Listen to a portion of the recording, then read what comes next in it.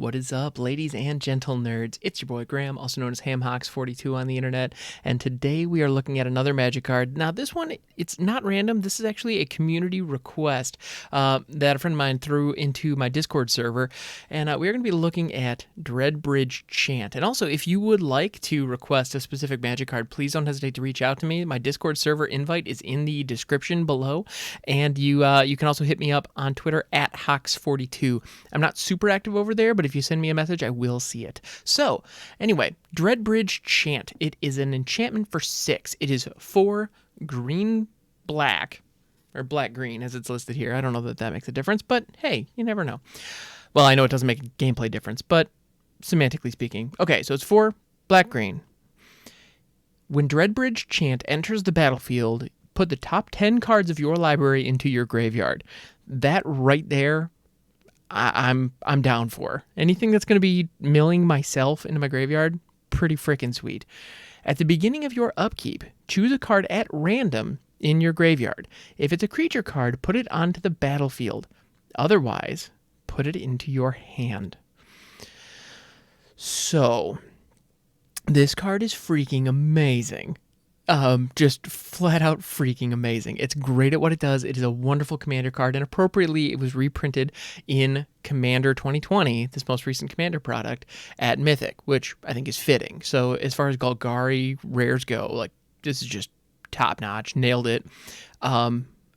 Yeah. Like, so every single turn, you reanimate a creature. All right, like, that's fantastic. But, if you don't actually have a creature, if you hit something that's not a creature, just draw it. Just draw your card.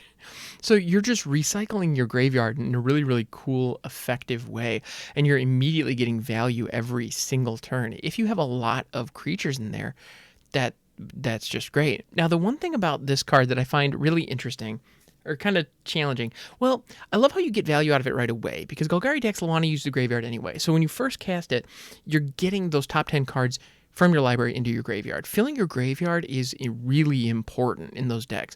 So there's a decent chance that you're going to mill something important and then be able to just reanimate it that turn. Like, that's not crazy. Or, you could have a card that on the battlefield references it in some way, a creature card, or maybe you dredge away, or maybe you flip something with dredge or flashback, and you can leverage that. So there are a lot of cool things you can do here. The other thing, but the reason that I like it a lot because you get value the moment it comes into play. A lot of enchantments or even creatures, when they come into play and they have some kind of ability that happens on the upkeep, you don't get any value out of it the first turn it's down. Actually, the worst offender of this is a card called that I struggle with, is a card called Scyzon the Perverter. Scyzon the Perverter of Truth? Was that it? Anyway, it was a demon. It was a 6/5 for 5, and at the beginning of each player's upkeep, they lost 2 life and drew 2 cards. So it's double Phyrexian Arena for everybody. Except it starts with your opponent, because it's on the upkeep, and so you are actually the last person to benefit from Scyzon when it comes down. That always rubbed me the wrong way. It just seems weird and wrong that you, the player who cast this spell, and it doesn't even have haste or anything like that. It's a 6/5 for 5, fine, but the idea that in a Commander game, you're going to be going around the table and you're the last person to get a benefit. Now, I've used Scyzon to pretty good effect. It's a good card, but at the same time, it just sucks that you're handing your opponent 2 cards before yourself. Now, in Commander, where you could do some political shenanigans, that's fine. You'll also notice that there are a number of more recent cards that have recurring effects every single turn that don't happen on the upkeep anymore.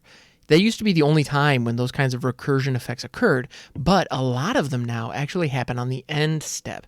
That way, you are the first person to benefit from them. And I can appreciate that. I think that's kind of neat. Or at the very least, you get it when it comes into play. Like, Thassa, Deep Dwelling is the first that comes to mind. Now, that one, not everybody gets to benefit from it, just you. But you get to benefit from it the very first turn it comes down, because it's on your end step, not your upkeep. So that's pretty cool. Like, it just makes it work in a way that you wouldn't get otherwise. Deadbridge Chant, it does happen on your upkeep. So that is a concern. Like, so somebody could blow this up during one round of the table before your upkeep, and you won't get the reanimation ability off of it, which would stink, because 6 is a hefty price to pay to just mill yourself for 10. That's not a very good value at all. It's not nothing, but it's not a good value. And that's the thing. If this resolves, you're guaranteed to get something out of it. And that's pretty cool. I like that a lot, actually. But if it does come around to your upkeep, oh my, strap in, because stuff's going to get weird. Now, combine Deadbridge Chant with Delve, or or Escape. These effects that help you exile things out of your graveyard. Then all of a sudden you're limiting what's in your graveyard, so you're far more likely to hit exactly what you want. And if you want to just delve the ever-loving snot out of it, you can. Or actually, like, if using a card like Titan's Nest that gives basically everything delve, you could just exile cards out of your graveyard on a whim. Just whatever you want, you could just exile it, and therefore Deadbridge Chant only has 1, maybe 2 targets, and you're guaranteed to get one of them. And so all of a sudden, like, there's only Ulamog in my graveyard. No way. Who would have thought that? Yeah. So there's stuff you can do here. There's a lot of really neat things that can combine to make this that much more effective. And I think that's really cool, and that's really worthwhile. Now, one gameplay note that I want to throw out here that is interesting, and it causes a little bit of a challenge if you try to combine Deadbridge Chant with older cards. At the beginning of your upkeep, choose a card at random in your graveyard. Now, if I'm sitting down to play Paper Commander with my buddies, or Paper Magic, and let's say this is my graveyard, I'm going to go ahead and just take my graveyard. I'm just going to shuffle it up. Okay, pick one. Or just maybe probably face down, but like, okay, just pick one. Just have my opponent just randomly pick one. And I have now shuffled my graveyard. Now, if you've been playing Magic for the last 10 years, you don't think anything of that, because graveyard order means nothing, and nobody frickin' cares. So it doesn't matter what the last card was to go into your graveyard. But if you were playing back in beta, if you were playing back in revised, there are cards that specifically say do X to the top card of your graveyard. So graveyard order is actually a detail of the game that does need to be recorded in Eternal formats, or does need to be recognized as a state of the game by the letter of the rules. Now, what are the chances that in a random game with your buddies, somebody's going to have something that interacts with the graveyard? Probably not a lot. It's probably not super common. But, that cares about graveyard order anyway, that's probably not super common. So you're probably not going to see it, because there are only a handful of cards from back in the day, and even rulings on the Gatherer specifically stated that most people nowadays just don't care, and that was even that was old. So there are very few cards where it matters. However, in Commander, that is the one format where you will see those. And so that is the one issue that I see with Deadbridge Chant. How in the world do you choose a card at random in your graveyard without shuffling your graveyard? Well, you have to count the number of cards in your graveyard, and then roll some kind of die or use a random number generator based off of that to determine how deep into it you go.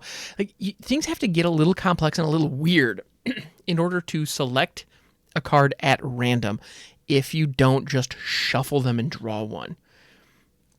Because the way you select cards randomly is shuffle them and draw one. That's just how that goes. They do it inherently by being cards.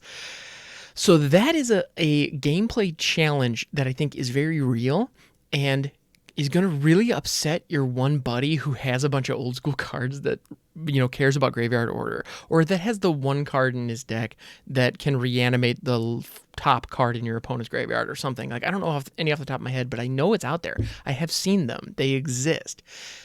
And so, and the only format where you might see those is in Commander. So if you're playing a pickup game with people and you play Deadbridge Chant, ask them, does anybody here care about the order of my graveyard? And it's not a stupid question.